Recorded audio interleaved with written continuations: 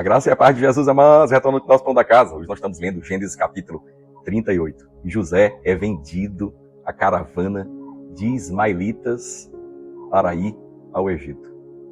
E os irmãos de José chegam em casa dizendo ao seu pai que ele foi estraçalhado, morto por um animal selvagem. Eles levam a roupa especial de José, banhada de sangue. Seu pai, Jacó, entra de luto por vários dias. Eu creio que essa situação ficou tão desconfortável que Judá, ele, um dos filhos de Jacó, resolveu sair da casa do seu pai e morar na casa de um cananeu.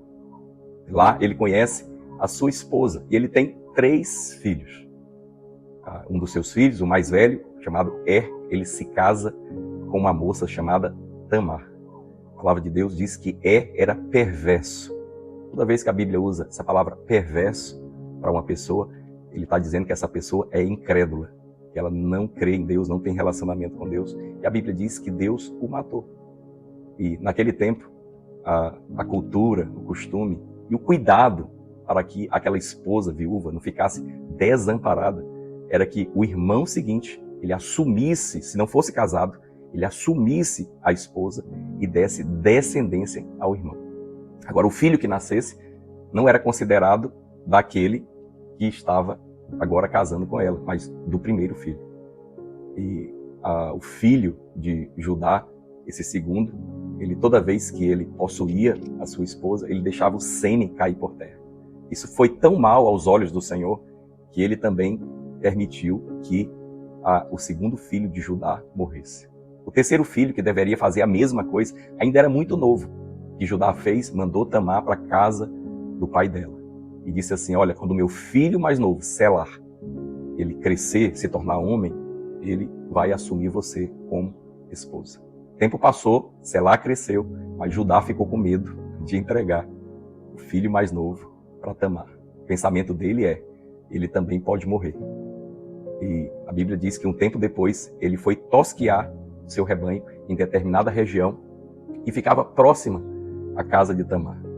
A Bíblia diz que Tamar, sabendo que Selá já era homem e que Judá não queria dar ele para ser seu marido, seu esposo, ela se disfarçou de uma prostituta e se colocou em um lugar perto da entrada da cidade onde Judá iria.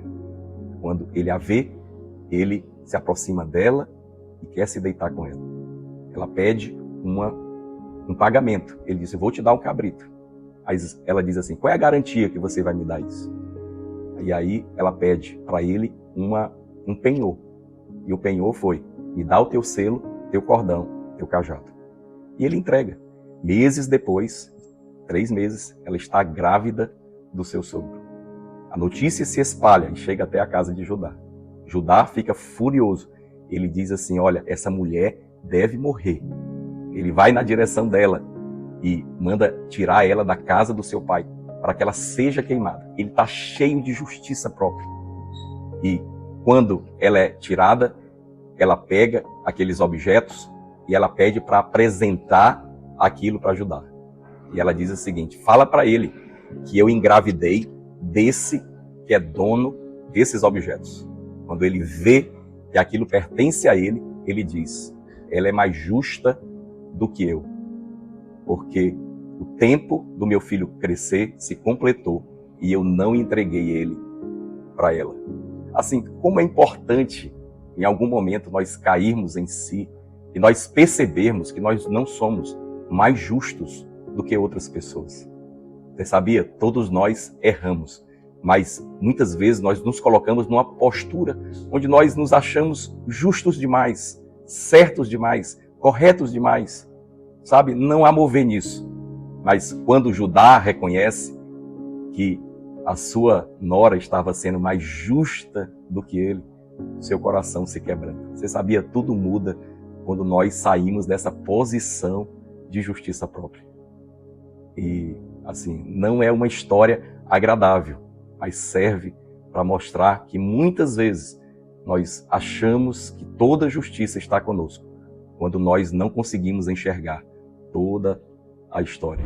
Então, perceba que Deus quer nos dar um coração cheio de justiça, mas não da nossa, da justiça do céu.